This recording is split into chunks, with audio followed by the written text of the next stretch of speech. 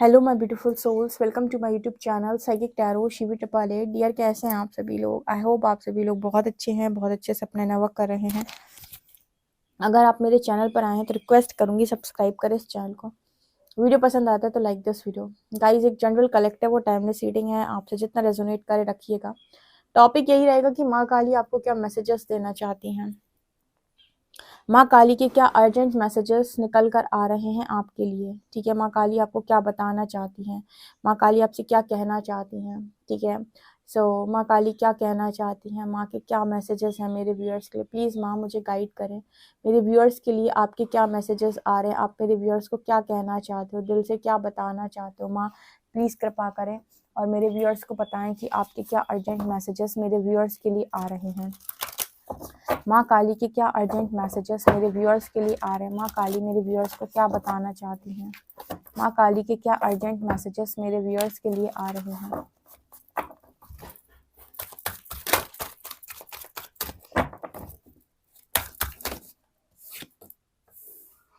तपस,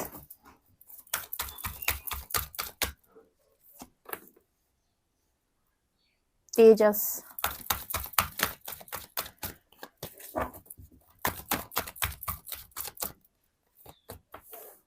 भक्ति,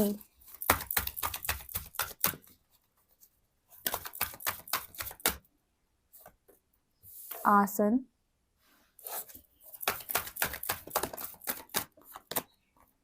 अनाहत। यहाँ पर है प्राणायाम,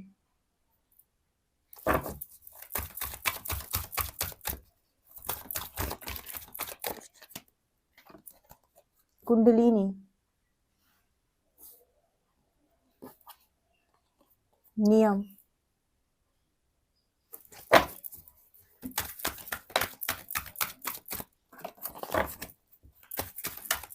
माँ,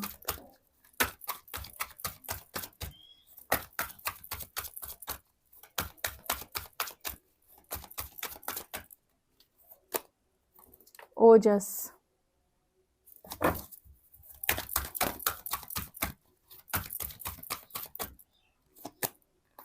छिन्नमस्ता, राधा, कर्मा एंड काली कृष्णा। आ गए कार्ड्स। राधा, कर्मा, कृष्णा एंड काली। ठीक है, आज मेरा मन था कि माता आए और मुझे बॉटम में वो दिख गई और दिखाई भी दे रहे हैं यहाँ पे। हम कुछ टैरो से कार्ड्स ले लेते हैं, फिर हम रीडिंग स्टार्ट करेंगे। ठीक है, माँ क्या बताना चाहती है मेरे व्यूअर्स को। राधे कृष्ण की बड़ी कृपा है। 10 of pentacles, 8 of wands, 7 of shorts,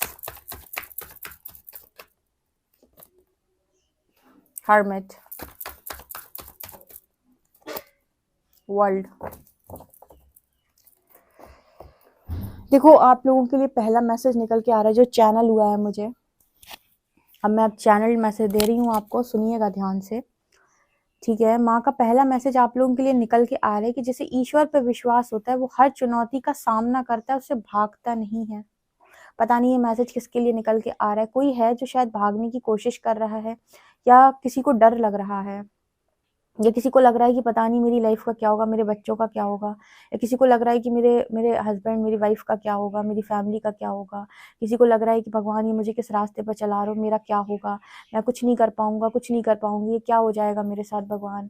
ठीक है, कुछ इस तरह की एनर्जी में कोई है यहाँ पर रीडिंग सुन रहा है, या फिर कुछ इस तरह की एनर्जी आप लोगों की पिक हो रही है। माँ आपको मैसेज दे रही है कि जिसको ईश्वर पे संपूर्ण विश्वास होता है, वो किसी भी चुनौती से, किसी भी मुसीबत से भागता नहीं है, उसका डट कर सामना करता है। तो भागने का मैसेज आ रहा है कि भागो मत, भागो मत। तुम जहां पर भी खड़े हुए हो, हमारी मर्जी से खड़े हुए, और यहाँ से भी पार हमारी मर्जी से लगो, कि भागो मत, हम संभाल लेंगे। इतनी कृपा के पात्र हो, इतनी कृपा के पात्र हो जिसका अंदाजा भी तुम लगा नहीं सकते। इतनी कृपा तुम्हारे ऊपर ईश्वर की है कि जिसका अंदाजा भी तुम्हें नहीं है, इसका भान भी तुम्हें नहीं है। तो भागो मत, कोई आवश्यकता नहीं भागने की।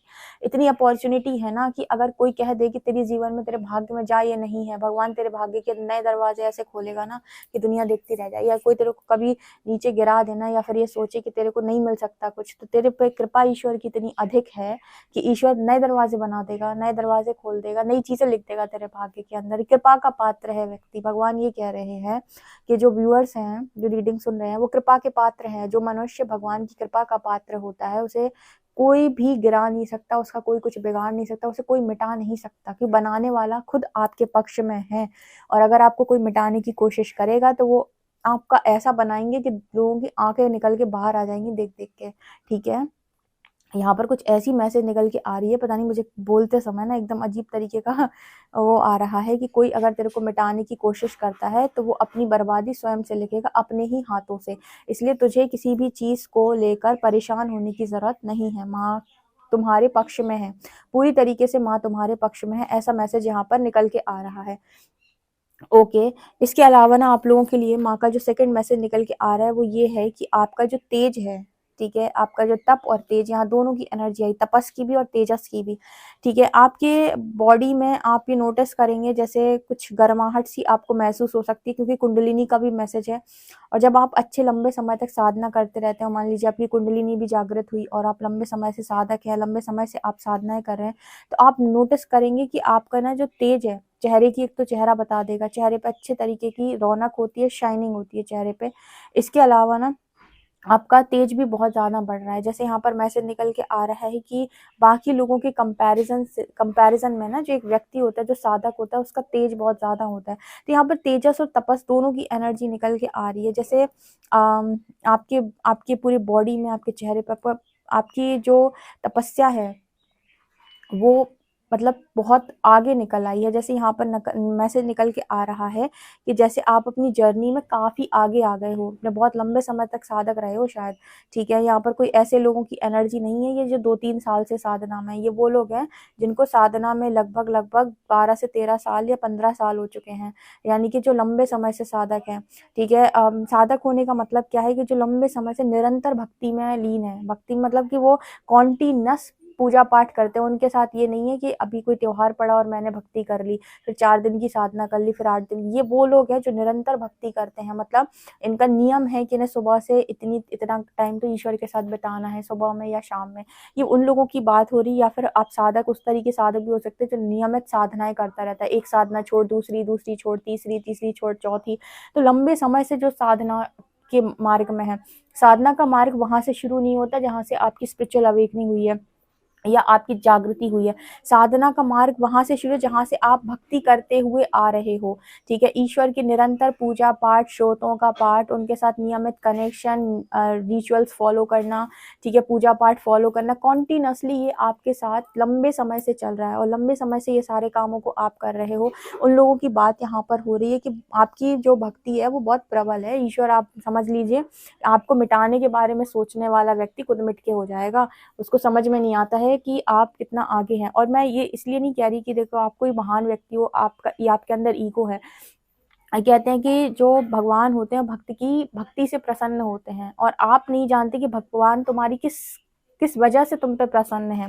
ठीक है, मतलब क्या ऐसा तुम कर रहे हो जिससे वो प्रसन्न हो। कुछ लोग होते हैं बहुत पूजा पाठ करते हैं, बहुत भक्ति करते हैं, फिर भी शायद भगवान उनसे उतना प्रसन्न नहीं होते। जो कुछ लोग ऐसी सरलता से कुछ कर देते हैं तो भगवान उन पे रीझ जाते हैं। ठीक है, तो आप नहीं जानते कि आपकी किस चीज़ से भगवान बहुत ज़्यादा प्रसन्न है। कुछ लोग मनाए रहते हैं भगवान को, लेकिन कुछ लोग बड़े सरल मन से करते हैं, भगवान उनसे प्रसन्न हो जाते हैं। तो जैसे यहाँ पर मैसेज निकल आ रहा है भक्ति कार्ड के साथ कि भक्ति प्रबल है आपकी। ठीक है, और मुझे लगता है आप नियमित भक्ति करते हो। नियमित भक्ति मतलब मुझे तो भगवान के साथ 1 घंटा बिताना है, तो आपका फिर ये नहीं है कि आज बिता लिए 10 दिन के लिए गायब और 11वें दिन फिर आ गए। आपका, मुझे मैंने पहले भी एक रीडिंग में आपको मैसेज दिया था कि आप कॉन्टिन्यूस चलने वाले व्यक्ति हो, जो धीरे चलता है लेकिन कंटिन्यू चलता है। उसका ये नहीं है कि आज कर लिया कल कर लिया, अरे आज मौका नहीं मिला कल मौका मिल गया।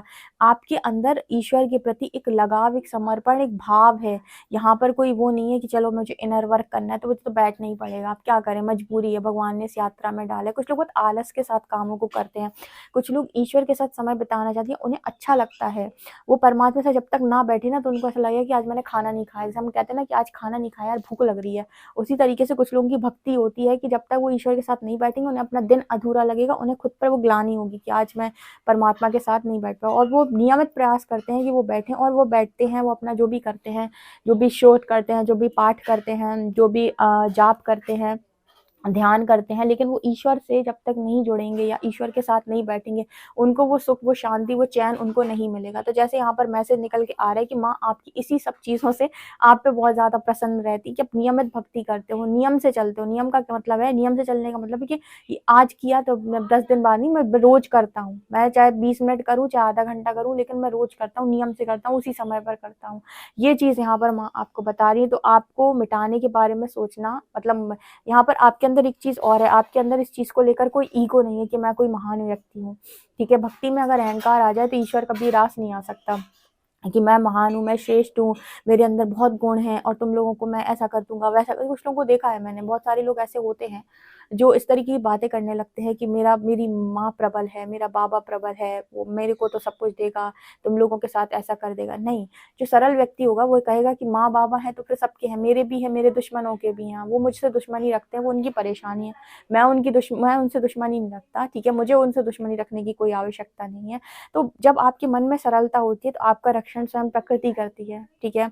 जब आपके मन में भाव और समर्पण ईश्वर के प्रति अधिक होता है तो आपकी जो रक्षा है, आपकी जो चीज़ें हैं, उन सब का जो ध्यान है स्वयं प्रकृति रखती है। तो जैसे यहाँ पर मैसेज निकल के आ रहा है कि बहुत बहुत ज़्यादा प्रबल आपकी भक्ति है, आपकी श्रेष्ठ भक्ति यहाँ पर नज़र आती है। यहाँ पर एक मैसेज निकल के आ रहा है कि आपने लंबे समय तक साधना में रहकर जो ओजस का निर्माण किया है, वो भी यहाँ पर आप लोगों की मैनिफेस्टेशन में बहुत बहुत ज़्यादा हेल्प कर रहा है। जैसे ओजस का निर्माण करना भी सबके बस की बात नहीं है, बिकॉज ओजस की जो एनर्जी है वो ये दिखाने का प्रयास करती है कि आप लंबे समय तक साधक रहें और लंबे समय तक आपने ब्रह्मचर्य को बहुत स्ट्रांगली फॉलो किया है, ठीक है। आपने अपनी ऊर्जा को ऊपर तरफ उठाया है, अपनी सेक्शुअल एनर्जी को आपने स्पिरिचुअल एनर्जी में ट्रांसफॉर्म किया है, ठीक है। और आपने आसन वगैरह किए हैं, प्राणायाम किया, मतलब आपने लिटरली भक्ति मार्ग को जैसे फॉलो किया जाता है वैसे किया है, ठीक है। जैसे नियमों का पालन किया जाता है, खान पियन पे फोकस किया जाता है, जैसी चीज़ों को फॉलो किया जाता है, लिटरली आपने उन सब चीज़ों को यहाँ पर फॉलो किया है, ऐसा मैसेज यहाँ पर निकल के आ रहा है। यहाँ पर अनाहत की भी एनर्जी और यहाँ पर छिन्नमस्ता माँ की भी एनर्जी इस वक्त में ऐसा नजर आ रहा है जैसे आपका अनाहत चक्र कॉन्टिन्यूसली माँ के द्वारा हील किया जा रहा है, क्योंकि आप शायद कुछ लोगों से बहुत बहुत ज़्यादा खफा है, या शायद किसी चीज़ से आप बहुत ज़्यादा हर्ट हुए हैं या कुछ भी। तो यहाँ पर जैसे वो चीज़, वो ग्लानी आपके भीतर है, तो जैसे माँ आपको उस चीज़ से भी, उस ग्लानी, उस गिल्ट से, उस तकलीफ से, उस चीज़ से, वो जो भी ट्रिगर है उससे आपको हील करा रही हैं। यहाँ पर आपका अनाहत चक्र माँ हील कर रही हैं, ठीक है। आपके अंदर समर्पण की भाव ईश्वर के प्रति है और ईश्वर की आज्ञा पे दूसरों के प्रति भी समर्पण का भाव आना चाहिए, वो भी आपके भीतर बहुत अच्छे से नजर आता है। जैसे माँ यहाँ पर एक मैसेज दे रही है कि समर्पण हमारे प्रति तो तुम्हारा है ही, लेकिन अगर हमारी आज्ञा पर तुम्हें किसी और को समर्पण करना पड़े, यानी किसी चीज के प्रति समर्पित होना पड़े या कोई कार्य करना पड़े, तो उसमें भी तुम्हारा समर्पण उतना ही अधिक है। ये छिन्नमस्ता माँ की एनर्जी दिखा रही है। छिन्नमस्ता माँ की एनर्जी में ये दिखाता है कि माँ अपने सिर का बलिदान करके अपनी ही जो फ्रेंड्स हैं, यानी कि उनकी जो सखी हैं, ठीक है, जया विजया हैं, ये तो उनको माँ जो है रक्तपान कराती हैं यहाँ पे, तो मतलब उनकी भूख शांत करती हैं। तो ऐसे यहाँ पर मैसेज निकल के आ रहा है कि चलो मेरी खुशियाँ तो लगी दांव पे तो ठीक ही है, लेकिन अगर किसी का भला हो गया या फिर किसी की लाइफ में कुछ पॉजिटिव चेंज आ गया तो बहुत अच्छी बात है। जैसे यहाँ पर जितने भी आपको हीलर्स मिलेंगे, एम्पैथ्स मिलेंगे, या जितने भी आपको यहाँ पर ऐसे लोग मिलेंगे जो किसी भी तरीके से इस समय पर डिवाइन के द्वारा दिए हुए कार्यों को कर रहे हैं, कोई भी पर्पस कर रहे हैं, अगर सोल पर्पस करने वाला व्यक्ति है तो ऐसा हो ही नहीं सकता कि परमात्मा ने उसकी घिस के परीक्षा ना ली हो। ऐसा हो ही नहीं सकता कि परीक्षा ना निकाल के बैठा हो। भाई परीक्षा निकाली होगी, बहुत ज़्यादा निकाली होगी, और पता नहीं कितनी ज़्यादा अपनी कौन कौन सी इच्छाएं जो है यूनिवर्स ने साइड लगा दी होंगी, ये नहीं हो सकती पूरी, ये नहीं हो सकती, मतलब बहुत सारी यूनिवर्स जब आपको टेस्ट करता है ना, तो ऐसी स्टेज में आपको लेकर चलाते कि शायद हम तुम्हें कुछ भी नहीं देंगे, हो सकता है तुम्हें कुछ भी ना मिले, तुम्हारी ऐसी जिंदगी कट जाए पूरी। तो उस जगह पर भी यूनिवर्स आपको टेस्ट कर लेता है कि इसका क्या रिएक्शन आता है। तो जैसे यहाँ पर निकल के आता है कि आपने वहां पर भी जैसे अपनी कुछ खुशियां हो सकती हैं, कुछ चीजें हो सकती हैं, कुछ सपने हो सकते हैं जो सेक्रीफाइस किए हैं, तो माँ उस चीज को लेकर भी आपको अप्रिशिएट कर। ये गुण आपके अंदर, मतलब सबके अंदर ये गुण नहीं आता, ये गुण उनके अंदर आता है जो वास्तव में, जिनके अंदर दैवी गुण होते हैं। ये गुण सिर्फ उन्हीं के अंदर आता है। ये अपनी इच्छाओं के लिए लोग अपने हक का एक सिक्का नहीं छोड़ते और यहाँ पर आप लोग जो हो, काफी सारे लोग ऐसे हैं जो अपनी बहुत सारी खुशियाँ भी हैं जो सैक्रिफाइस कर, वो बात अलग है कि भगवान बाद में उन्हें सब ढेर सारी खुशियाँ दे देता है या बहुत सारे से नवाज देता है। लेकिन जब परीक्षा ले रहा होता है ना, तो ऐसी परीक्षा लेता है कि आपको देखने का कोशिश करता है कि हम अगर तुम्हें कुछ भी ना दें तो, हम तुम्हें ऐसा ही छोड़ दें तो तुम क्या करोगे। तो जब परीक्षा हो रही होती है ना, उस वक्त बहुत विकट स्थिति बनती है। उस समय पर भी अगर आप मतलब चले रहे कि ठीक है, अगर होगा सेक्रीफाइस तो हो जाएगा, सभी हो जाएगा। अगर उस समय भी आप निकल गए सिचुएशन, तो हो सकता है कि भविष्य के अंदर, हो सकता है क्या, 101% ईश्वर आपको हर एक चीज़ से नवाज देता है। लेकिन वो टाइम निकालना आपके लिए बहुत बहुत कठिन काम होता है, जहाँ पर आपको सब दिख रहा है कि सब हार गया मैं, ठीक है, कुछ नहीं बचा। तो ये एनर्जी में भी मेरे व्यूअर्स रहे हैं। ये छिन्नमस्ता माँ की एनर्जी दिखाती है कि इस एनर्जी तक गए हैं। और बहुत सारे लोग हैं जो रीडिंग में बोलते हैं कि कुछ नहीं हो रहा, तो वो लेकर आपकी ऐसी परीक्षा ले लेता है यूनिवर्स, सब देता है आपको, कोई भी पर्पस या कुछ भी ऐसी चीज़, उसकी उसकी परीक्षा निकालना बिल्कुल भी आसान काम नहीं है, ठीक है, बिल्कुल भी आसान काम नहीं है। और एक बार आप परीक्षा निकाल ले तो फिर आपको कहना नहीं है कि भगवान ये क्यों, वो क्यों। तो तुम्हें कुछ भी नहीं कहना, तुम ऐसे मोड पे चले जाओगे कि तुम कुछ कहोगे ही नहीं, कहना ही बंद कर दोगे, मांगना ही बंद कर दोगे, तुम बोलना ही बंद कर दोगे कि ऐसा वैसा। तुम तो कहोगे जो है सब स्वीकार है। राधे कृष्ण की एनर्जी आ रही है इस वक्त, राधे कृष्ण की कृपा आपके ऊपर बहुत ज़्यादा। माँ राधा आपके कर्मों से बड़ी संतुष्ट है, ठीक है। एक तो कर्मों से संतुष्ट करना, भक्ति से संतुष्ट करना, अगर दो चीज़ों से आप ईश्वर को संतुष्ट कर रहे हो तो आप कमाल व्यक्ति हो, आप वास्तव में कमाल धमाल व्यक्ति हो। बस अपनी अपनी कभी भी स्पिरिचुअल जर्नी में ईगो लेकर नहीं आई। ईगो का मतलब क्या हो गया कि मैं सब कुछ जानता हूँ, दूसरे कुछ नहीं जानते। एक ये ईगो बहुत लोगों के अंदर होती है। दूसरी ईगो कौन सी होती है लोगों के अंदर? दूसरी ईगो आ जाती है कि मैं भक्ति करता हूँ, मेरे साथ तो ईश्वर है, तुम्हारा क्या होगा। उसके साथ भी उसके भी स्पिरिट गाइड्स अलाइन हुए हैं। आप अकेले स्पिरिट गाइड्स लेकर नहीं आओ, उसके पास भी स्पिरिट गाइड होते हैं। वो जो कुछ भी झेल रहा होता है अपने कर्म अनुसार झेल रहा होता है। ऐसा नहीं कि उसका कल्याण नहीं हो सकता है, ठीक है। तीसरा जो होता है प्रदर्शन, मतलब बहुत अथा प्रदर्शन। प्रदर्शन का मतलब हो गया मैं ये करता हूँ, मैं वो करता हूँ, मैं भगवान के लिए ऐसा करता हूँ, मैं भगवान के लिए, जैसे आप सोशल मीडिया पे देखोगे दुनिया भर का, ठीक है। अगर आप कभी किसी लोगों को इंस्पायर करने के लिए काम करना चाहते हो और दिखाना चाहते हो तो उसमें कोई दिक्कत नहीं है, कभी आप शेयर कर रहे हो। लेकिन आप नियमित चीज़ों को दिखा दिखा के, मतलब इतना पब्लिसिटी करना, या आप इस तरह की चीज़ें कर रहे हो, तो ये प्रदर्शन में काउंट होता है। आप इंस्पायर करने के लोगों को अभी कभी बता रहे हो कि वो लोग भी करें, तो एक ये डिफरेंट इंटेंशन है। बट प्रदर्शन एक डिफरेंट इंटेंशन है, वहाँ पर आप सिर्फ और सिर्फ प्रदर्शन के लिए चीज़ों को कर रहे हो, तो उसमें वो 3 चीज़ें तो यूनिवर्स बिल्कुल टॉलरेट ही नहीं करता, फिर उसका प्रदर्शन का भी निकल के आ जाता है सामने।